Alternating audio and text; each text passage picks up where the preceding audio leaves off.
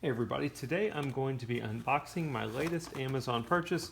This is the Amazon Basics 2-pack of USB extension cables. So, as with all my purchases, I bought this item with my own money. I get nothing for doing these videos. I just like unboxing them in case there's somebody out there thinking about buying the same item, wants to get an idea of what does it look like when it comes in, etc.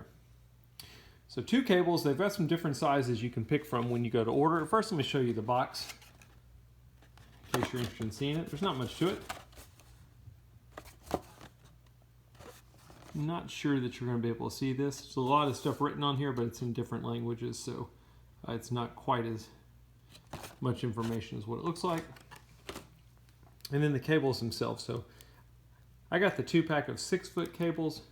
I'm not going to open both of them. Just open one and show it to you. Obviously not going to be able to show you all 6 feet because of my camera limitations.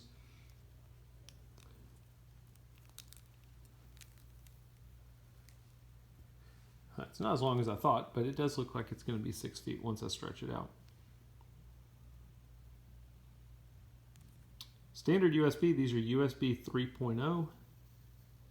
And in the end,